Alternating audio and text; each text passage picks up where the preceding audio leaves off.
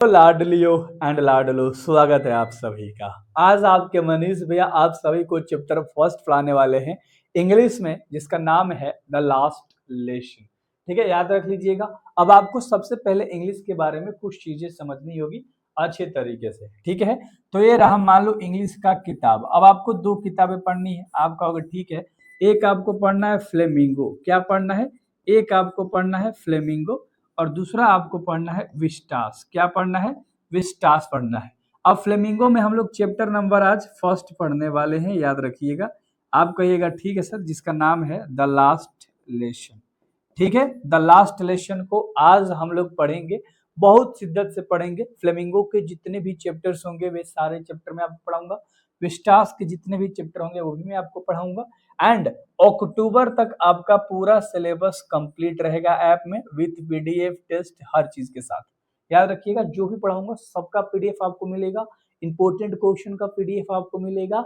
लाडली हर चीज मिलेगा। सुमित, राघव, सब मिलेगा बाबू। ठीक है, सुचित्रा चलिए ठीक है, तो हर किसी को अच्छे तरीके से समझना होगा। तो सबसे पहला चैप्टर हमारे पास है द लास्ट लेसन। आप कहोगे ठीक है सर, इसके जो राइटर हैं, सबसे पहले हम लोग लेखक के बारे में पढ़ेंगे कि द लास्ट लेसन को लिखा किसने है। ठीक है, तो ध्यान से देखिएगा किसने लिखा है। तो अल्फोंस डाउडेट, उनका नाम था अल्फोंस डाउडेट, इन्होंने लिखा था। इनका जन्म 1840 में हुआ था और 1897 में मृत्यु हो गई थी। आप कहोगे सर 1840 में जन्म हुआ था और 1897 में इनकी मृत्यु हो गई थी। ये दो डेट बस आपको याद रखना है, क्योंकि ये क्वेश्चन आंसर में पूछेगा तो पूछेगा 2 नंबर में, वरना नहीं पूछेगा। जस्ट रिलैक्स, ठीक है, टेंशन नहीं लेना है। एक बहुत ही फेमस फ्रेंच नॉवलिस्ट थे। फ्रेंच है ना, याद रख लेना। कौन? फ्रेंच नॉवलिस्ट का मतलब होता है उपन्यासकार। आप कहोगे ठीक है सर, तो उपन्यासकार थे ये। ठीक है, और शॉर्ट स्टोरी राइटर थे, मतलब छोटी छोटी कहानियां लिखते थे। तो आप कहोगे नॉवलिस्ट थे और शॉर्ट स्टोरी राइटर थे। याद हुआ मुन्ना? चलो बहुत बढ़िया, है ना। He was born in France, इनका जन्म कहाँ हुआ था? फ्रांस में, इसलिए फ्रेंच कहे जाते हैं।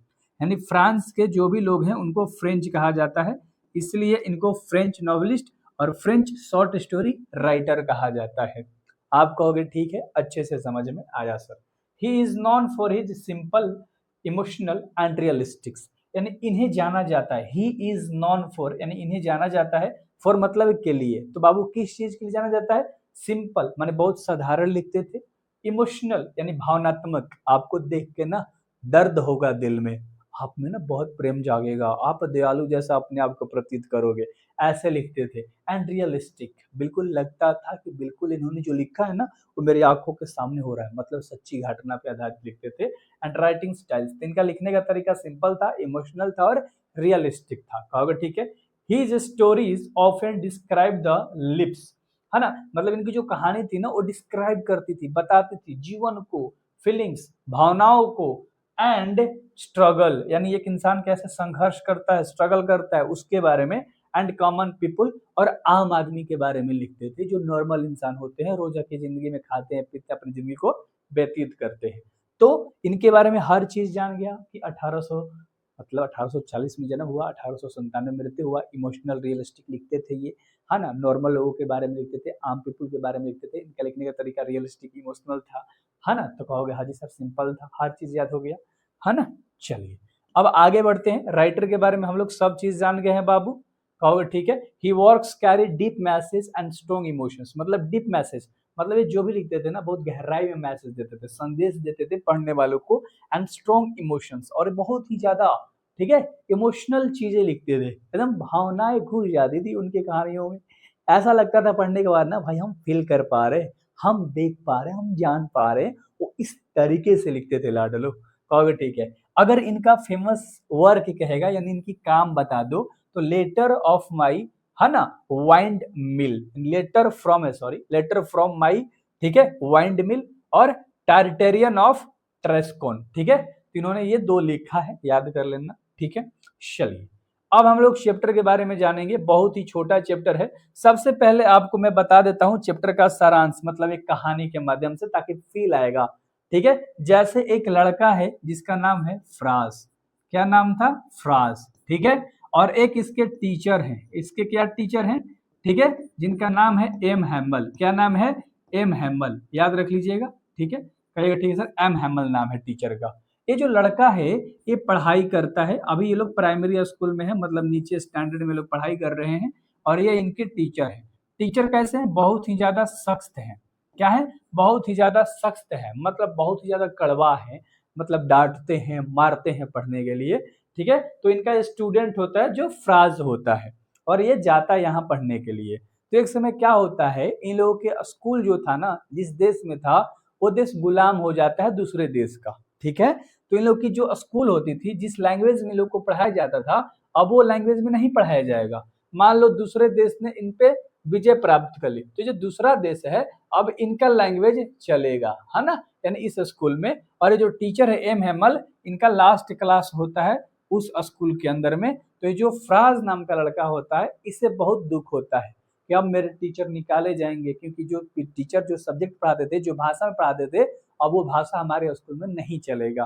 तो जो फ्राज था, अब इसको दूसरे टीचर मिलने वाले थे, दूसरा भाषा पढ़ने के लिए मिलने वाला था। ठीक है, स्कूल वही रहता, लेकिन हर चीज बदल जाता, हर नियम बदल जाता। इस पर इसे बहुत पछतावा होता है कि मेरे टीचर ऐसे थे, हम लोग नहीं पढ़े, हम लोगों में गलती है, हमारे टीचर कितने अच्छे थे। तो इस तरीके की पूरी कहानी है, मैं आपके सामने पूरी कहानी रख रहा हूँ, बहुत ही आसान से समझ में आ जाएगा, टेंशन नहीं लेना है। और हाँ, तुम ऐसा टेंशन मत लेना, एक और स्टोरी के माध्यम से एक बार और तुम्हें पढ़ाऊंगा। ठीक है, तो टेंशन बिल्कुल भी नहीं लेनी है बाबू, हर चीज मैं आपको दो दो बार पढ़ाऊंगा ऐप के अंदर में, टेंशन बिल्कुल भी नहीं लेना है लाडली। ठीक है, चलिए, तो एक्सप्लेनेशन करने वाले हैं, मतलब अब हम लोग पूरा चैप्टर को डीप में समझेंगे, है ना, लाइन बाय लाइन, हिंदी भी लिख दिया है, पीडीएफ आपके रहेगा ऐप में, है ना, कोशिश में रहेगा और अच्छे तरीके से आप पढ़ पाओगे। Correct, the story is set during the time of Franco Persian war, मतलब फ्रांस के बीच में और पर्शिया के बीच में क्या हुआ था, युद्ध हुआ था, याद रख लेना। ठीक है, चलिए, यानी कि ये जो कहानी है वो पर्शिया युद्ध के समय की है, मतलब फ्रांस और पर्शिया के बीच में, ठीक है, युद्ध हुआ था, उस समय की ये कहानी है। फ्रांस वाज, है ना, डिफीड बाई पर्शिया। यहाँ कह रहा है कि जो फ्रांस है ना, वो किससे हार गया है, पर्शिया से हार गया है।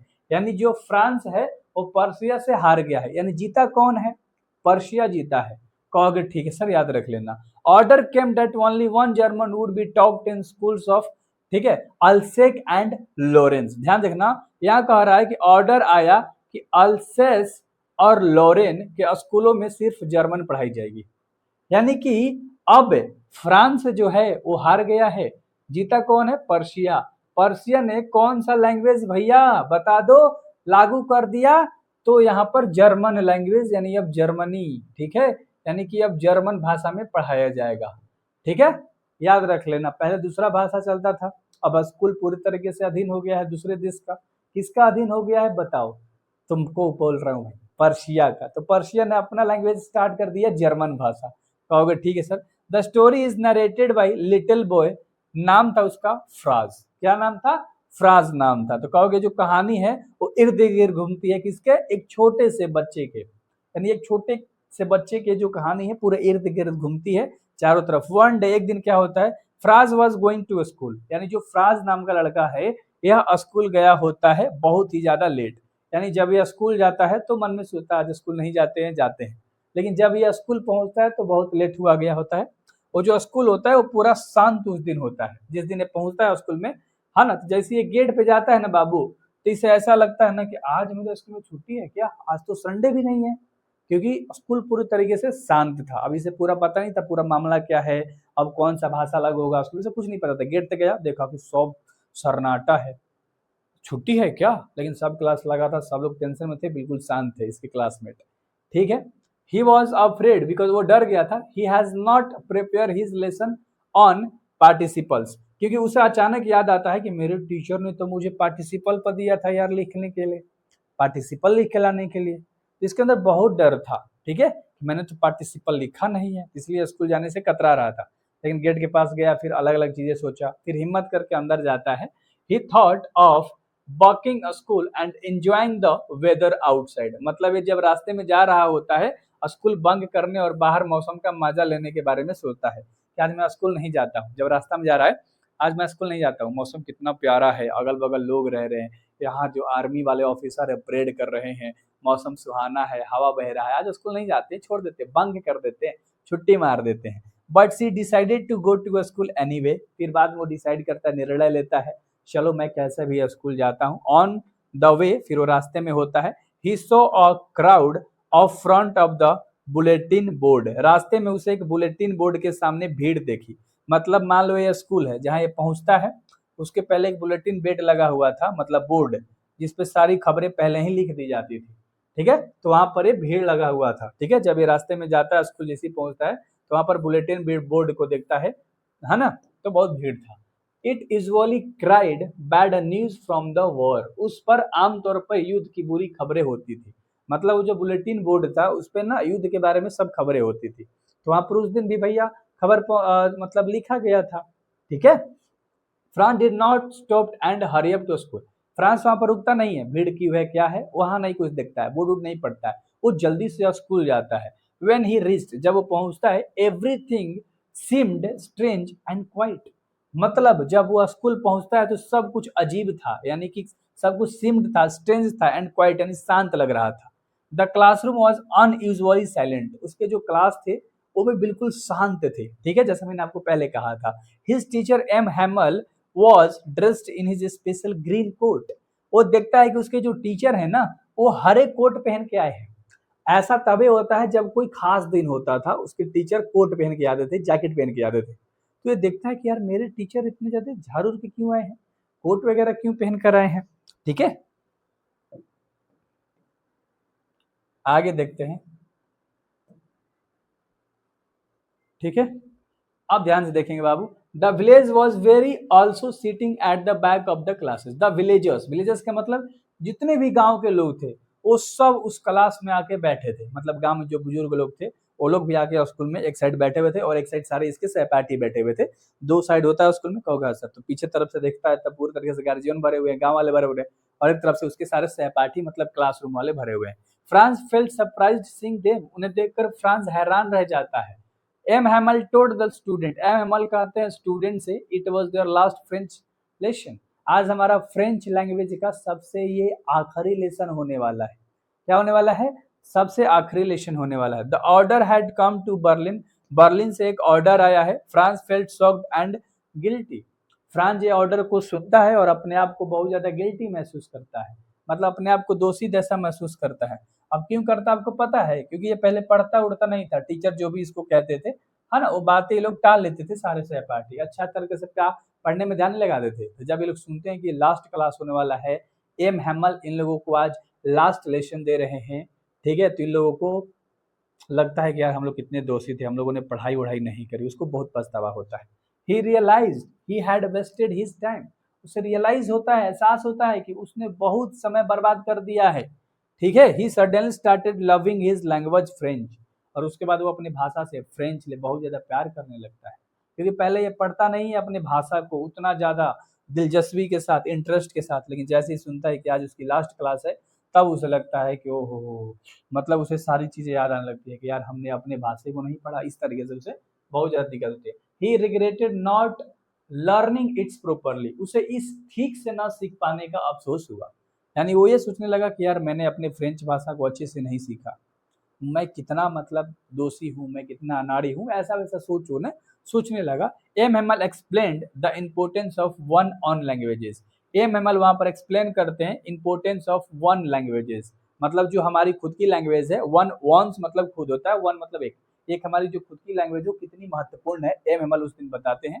ठीक है, he said language is the key to freedom, वो कहते हैं कि जो लैंग्वेज है ना वो हमारी आजादी का एक की है ना, ये उस तरीके से बताते हैं कि उसने कहा कि भाषा आजादी की चाबी है। ही ब्लेम्ड हिमसेल्फ, ठीक है, उसने पढ़ाई पर ध्यान देने के लिए खुद को, माता पिता और स्टूडेंट को दोषी ठहराया। ही ब्लेम्ड हिमसेल्फ, पहले अपने आप को दोषी ठहराया, फिर पेरेंट्स को, and students for neglecting studies, जो पढ़ने में बहुत ज्यादा कमजोर थे उनको क्या दोषी ठहराया, किसने, फ्रांस ने। ठीक है, उसके बाद ही स्टार्टेड द लेसन, उसके बाद उसने लेसन शुरू किया, मतलब पढ़ना शुरू किया। France found everywhere easy to understand that day, यानी कि उस दिन फ्रांस को सब कुछ समझ में आने लगा और सब चीज आसान लगने लगा। पहले तक ये पढ़ता नहीं था, जब इसका देश गुलाम हुआ, दूसरे देश का कब्जा हुआ, जब उसने अपना लैंग्वेज थोप दिया, इनका लैंग्वेज आज लास्ट क्लास था, तो फ्रांस को भैया लगता है कि यार आज पढ़ता है ध्यान से तो उसे लगता है कितना आसान मेरा भाषा था। क्योंकि यार जब आप थोड़े मोड़े कोई भाषा को जानते हो, अपनी भाषा से प्यार करते हो। अब हिंदी आप पढ़ रहे हो, जैसे इंग्लिश थोप दूं मैं आप पे, कल से इंग्लिश पढ़ना, हिंदी नहीं पढ़ना, आपको कितना टेंशन होगा, अपनी भाषा से प्यार हो जाएगा कि हमारी कितनी प्यारी भाषा थी, हम लोगों ने नहीं सीखा ऐसा वैसा। तो उस तरीके से फ्रांस के मन में भी ये सारी चीजें आने लगी थी। ही seemed he was listening carefully for the first time। उसने पहला बार एकदम ध्यान पूर्वक अपने टीचर की बात सुना। The whole class was serious. उसकी पूरी क्लासेस, मतलब जितने भी सहपाठी है, जितने भी साथी थे क्लास में, वो सारे के सारे बिल्कुल क्या होते हैं, उस दिन सीरियस होते हैं और इमोशनल होते हैं। मतलब बिल्कुल दिल से लोग सोचते हैं, भावनात्मक तरीके से। Even the villager listened attentively. मतलब जो भी गांव वाले आए थे वो भी ध्यान पूर्वक सुनते हैं टीचर के बात को। The writing lesson was given. ठीक है, वहां पर कह रहा है सबने पूरे कंसंट्रेशन के साथ लिखा और क्लास में पूरी तरह शांति थी। Everywhere wrote with the full concentration, है ना, मतलब सब कोई बिल्कुल ध्यान दिए हुए था, है ना, सिर्फ पेन और कागज की आवाज आ रही थी। मतलब the lesson was completely silence in the class, only one sound for pen and paper was ahead. मतलब उस दिन इतना ज्यादा शांत क्लास था कि किसी की आवाज नहीं आ रही थी, हर कोई फोकस था टीचर की बात सुनने में, कोई कुछ नहीं बोल रहा था। लेकिन वहीं पर जब पाना उधियाता है, पेन गिरता है, पेन चल रहा था, तो उस चीज की आवाज आ रही थी। अब सोचो, इंसान जब चीजों को खो रहा होता है तब उसे सारी चीजें याद आती है। आउटसाइड पिगन वर कुकिंग, कर बाहर कबूतर गुटर गु कर रहे थे। France wondered it they would also force to see German. और फ्रांस सोच रहा था कि क्या उन्हें भी जर्मन बोलने के लिए मजबूर किया जाएगा। मतलब पहले हम लोग जो भाषा बोलते थे वो हम लोग अब नहीं बोलेंगे, और अब जर्मन भाषा हम लोगों को सिखाई जाएगी, तो क्या हम लोगों को जर्मन बोलना पड़ेगा? क्योंकि बाहर कबूतर हैं, उनकी भी कोई आवाज होगी। टीचर लोग पूछता है कि जो बाहर कबूतर हैं क्या इन्हें भी कब्जा किया जाएगा, इनकी भी लैंग्वेज बदल दी जाएगी। मतलब इस तरीके से उसके अंदर सोच आने लगता है, क्योंकि यार इंसान है, लड़का है। फिर टीचर उसे बताते हैं कि भाई ये तुम लोगों का लास्ट क्लास है, अब तुम लोग आगे जर्मन भाषा ही पढ़ोगे। ठीक है, टाइम पास्ड क्विकली, समय कितना जल्दी गुजर रहा है। The church clock struck 12। ठीक है, और जैसे ही 12 बज जाता है और चर्च की घंटी बज जाती है। The sound of Persian soldier drilling was head. और वहां पर दिखता है कि क्लास खत्म होने के बाद, ठीक है, ठीक है, correct, the sound of Persian soldier, जो पर्शियन सोल्जर थे, ठीक है, वो आ रहे होते हैं, ठीक है, स्कूल की तरफ। ठीक है बाबू, आगे कह रहा है कि it was time to end the class, समय था क्लास को खत्म करने का। एम हेमल बिकेम इमोशनल, यानी जो एम हेमल थे वो बिल्कुल इमोशनल हो जाते हैं, मतलब आंखों में उनकी नमी आ जाती है, क्योंकि उनकी लास्ट क्लास है, सबको छोड़ने वाले थे। ठीक है, he wanted to speak but could not, वो चाहते थे बोलना लेकिन वो बोल नहीं पाते हैं। He turn to the black board, वो ब्लैक बोर्ड की तरफ मुड़ते हैं and he wrote vive la France. ठीक है, अब वहां लिख देते हैं वाइव लव फ्रांस, जिसका हिंदी मतलब होता है लॉन्ग लिव फ्रांस, यानी कि हम लोग लंबे समय तक रहे भाई। इसका आगे कहता है France felt a strong sense of loss. वहां पर फ्रांस को ऐसा लगता है कि मैंने बहुत सारा चीज खो दिया, लॉस कर दिया, कितनी मजबूत चीज थी हमने खो दी, हमको टीचर पढ़ाते थे हमने सब खो दिया। The story shows the importance of language, ये जो कहानी है वो एक भाषा के बारे में, उसके इम्पोर्टेंस, उसके महत्व को समझाती है, एंड फ्रीडम, आजादी को बताती है। It also teachers do not waste time, उसे ये लगता है कि जो टीचर्स होते हैं वो समय को बर्बाद नहीं करते हैं, जो हमारा पढ़ने का समय है उसे हमें बर्बाद नहीं करना चाहिए। वी शुड रिस्पेक्ट, हमें इज्जत करनी चाहिए। Value of our education and culture, हमारी संस्कृति और हमारा शिक्षा का आदर करना चाहिए, उसे ये रियलाइज होता है। तो उम्मीद है कि आपको अच्छे तरीके से समझ में आ गया होगा। ये जो चैप्टर था काफी प्यारा चैप्टर था, बस कुछ नहीं था, नॉर्मल सा था कि एक लड़का स्कूल जाता है, स्कूल में वो पढ़ाई उड़ाई नहीं करता है, उसके टीचर पहले पढ़ा रहे होते हैं, लेकिन जब उस पर एक लैंग्वेज, जर्मन लैंग्वेज थोपा जाता है तो बाद में फिर उसे सारी चीजें, है ना, रियलाइज आती है और बहुत अफसोस होता है। ठीक है, तो इस तरीके की सारी चीजें थी। समरी है तो समरी आप खुद भी कर लोगे, पूरे चैप्टर में आपने क्या पढ़ा ध्यान से देखना, क्योंकि समरी से आप पूरे चैप्टर का सारांश समझ जाओगे, पूरे चैप्टर में क्या बताया गया आप शॉर्ट में समझ जाओगे। The last lesson is about a boy named France, ये जो लास्ट लेसन है ये किसके बारे में है? एक लड़के के बारे में जिसका नाम होता है फ्रांस। वन डे, एक दिन, he goes to a school, वह स्कूल जाता है लेट यानी देर से, एंड इट अफेयर्ड, बिकॉज वो बिल्कुल डरा हुआ होता है क्योंकि ही has not prepared his lesson, उसने अपना लेसन नहीं तैयार किया हुआ था, है ना, जो टीचर ने दिया था। व्हेन ही रीच स्कूल, जब वो स्कूल पहुंचता है, he find everything very quiet and unusual, तो देखता है कि हर चीज वहां पर बहुत शांत है और अनयूजुअल है, यानी अजीब ढंग से है। ही टीचर्स, उसके जो टीचर थे M Hamel, is dressed in special clothes, वो बहुत ही खास कपड़ा पहन कर आए हैं। And some villager are also sitting in the class, और उसके कुछ गांव के लोग भी उस क्लास में बैठे हुए हैं। तो ये दिखता है। कहोगे ठीक है सर, अच्छे से हमें समझ में आ रहा है। उसके बाद थोड़ा सा और है कि M Hamel tell the student, M Hamel जो उसके टीचर थे फ्रांस के, वह स्टूडेंट से कहते हैं that this their last French lesson, आज हमारा फ्रेंच का लास्ट लेसन होने वाला है, यानी फ्रेंच भाषा हम लोग पढ़ रहे हैं तो ये लास्ट होने वाला है, क्योंकि आगे आप लोग को जर्मन पढ़ना है, क्योंकि हम लोग हार चुके हैं, जर्मन लोग जीत चुके हैं, तो अब जर्मन लोग अपना भाषा थोप रहे हैं फ्रांस तक। ठीक है, because the order has to come only German will be taught in their class, यानी कि हमें आज्ञा मिला है, ऑर्डर मिला है, ठीक है, कि हम लोग केवल क्या पढ़ाएंगे, केवल हम लोग अब आगे से जर्मन पढ़ाएंगे। कहोगे ठीक है सर। ठीक है, school France feel very sad and realise that he has not value language before, यानी वो बहुत उदास हो जाता है क्लास में, उसे अचानक याद आता है कि हमने अपनी भाषा की इज्जत नहीं की। He now understand the importance of learning French, फिर बाद में उसे पता चलता है अपने फ्रेंच भाषा के बारे में, कितना इंपॉर्टेंट हमारा भाषा था, लेकिन हम लोगों ने छोड़ दिया। M Hamel teach the class with great emotion, उस दिन एम हैमल जो थे अपनी क्लास को बिल्कुल इमोशनल होकर पढ़ाते हैं। And said that the language is very important, और ये बताते हैं कि हमारा जो भाषा वो कितना इंपॉर्टेंट है फॉर फ्रीडम, आज़ादी के लिए। At the end is rights विवा ले फ्रांस, वो लास्ट में लिख देते हैं विवा ले फ्रांस, मतलब लॉन्ग लिव फ्रांस, इसका मतलब होता है, तो ये लिख देते हैं बोर्ड पे। One the board on the story teachers the respect our language and not waste time, यानी ये जो कहानी हमें सिखाती है कि हमें अपनी भाषा को त्यागना नहीं चाहिए, उसके इंपॉर्टेंस को समझना चाहिए और समय के अनुसार उसे सीख लेना चाहिए, समय का दुरुपयोग नहीं करना चाहिए, समय को खराब नहीं करना चाहिए। तो इस तरीके से आपने देखा पूरे के पूरे चैप्टर्स को। क्वेश्चन आंसर हम लोग देखने वाले हैं बाबू, कर रहा है ध्यान से देखना। क्वेश्चन आंसर पे हम लोग आ गए हैं, चैप्टर आपको हम हंसी मजाक में समझ में आ गया होगा, कहोगे हाँ जी सर। ध्यान देखो, what was the France expected to be prepare with for the day, यानी उस दिन स्कूल के लिए फ्रांस से क्या तैयार होने की अपेक्षा करी गई थी, तो उसे पार्टिसिपल्स मिला था तैयार करके लाने के लिए, याद है तुम्हें ना, कहोगे हाँ जी sir. That the France were expected to be prepare with participles, यानी उस दिन फ्रांस से अपेक्षा की गई थी कि वो पार्टिसिपल की तैयारी करके आएगा। ठीक है, M Hamel has given him homework, उसको होमवर्क के तौर पे उन्होंने दिया था पार्टिसिपल को। ठीक है, टू लर्न पार्टिसिपल, यानी कि वो सीख कर आएगा पार्टिसिपल, एम हैमल ने फ्रांस को टास्क दिया था। But France has not studies, लेकिन भैया फ्रांस पढ़ाई नहीं कर रहा था। Them he was afraid of being scolded in the class, और वो बहुत डरा हुआ था कि मेरे टीचर आज क्लास में डांटेंगे। ठीक है, तो उसके अंदर एक खौफ था।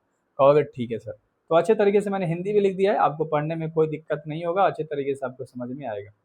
दूसरा नंबर का यहाँ पर है, what did France notice that was unusual about the school that day, यानी उस दिन फ्रांस ने स्कूल में क्या असामान्य बात देखा।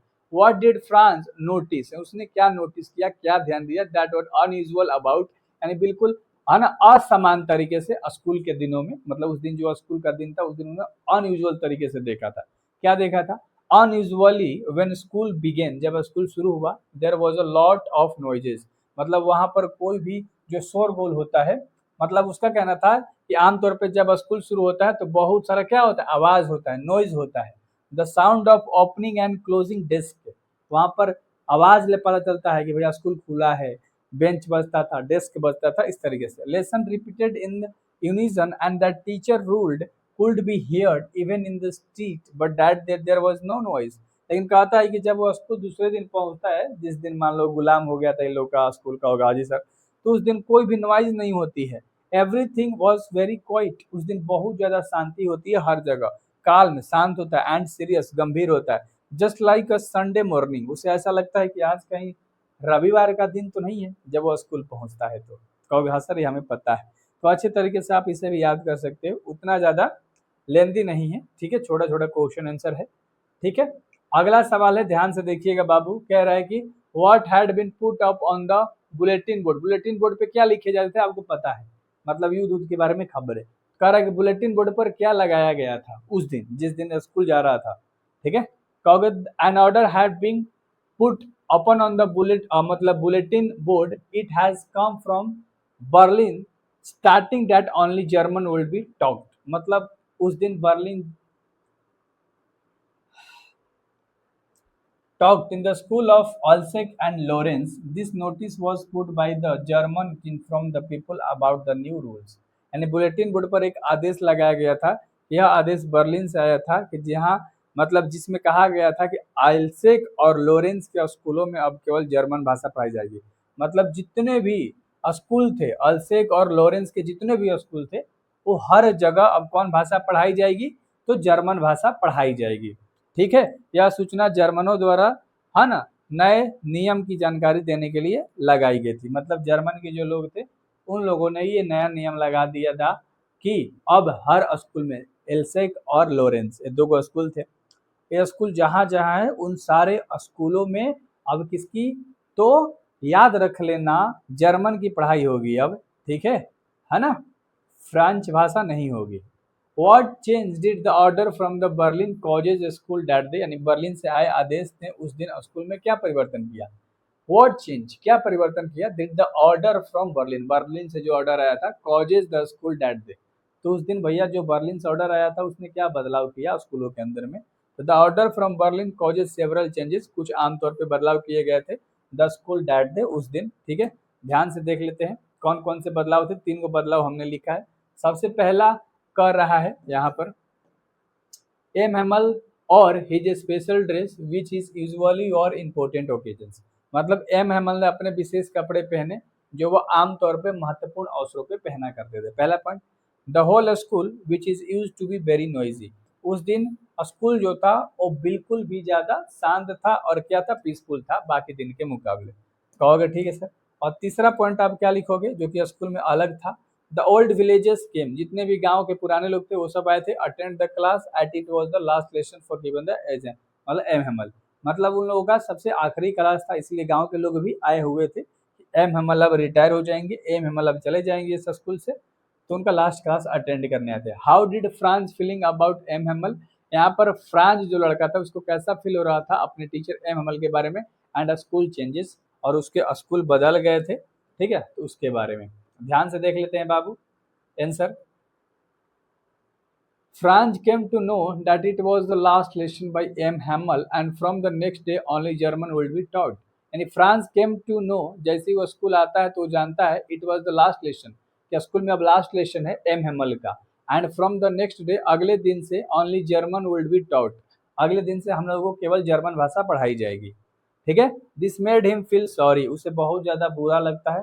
ठीक है, for not learning his lesson properly, उसे ऐसा लगता है कि मैंने यार अभी तक अपना पूरे तरीके से लेसन नहीं पढ़ा था, हमने अपने पूरे तरीके से भाषा को नहीं जाना था।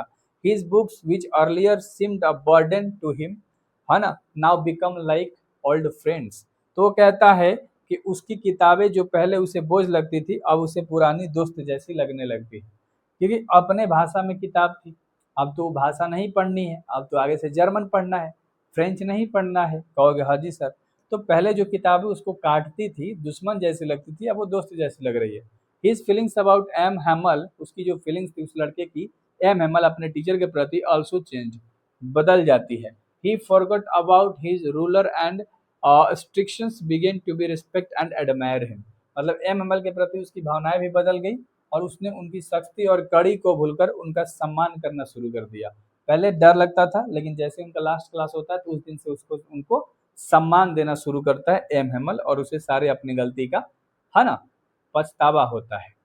अगला सवाल है 6 नंबर, जो कि आप खुद देखोगे।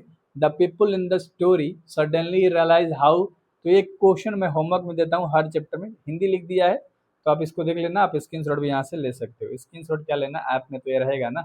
कहोगे हाँ जी सर तो क्लासेस तो है ना लाडले, 100 बैच में हो। ठीक है, खत्म हो गया ये। उम्मीद करता हूँ अच्छे तरीके से आपको समझ में आया होगा आज का लेसन, क्योंकि उतना ज़्यादा भी वास्ट नहीं था, उतना ज़्यादा हार्ड नहीं था, तो टेंशन लेने वाली बात बिल्कुल भी नहीं थी। ठीक है, चलिए।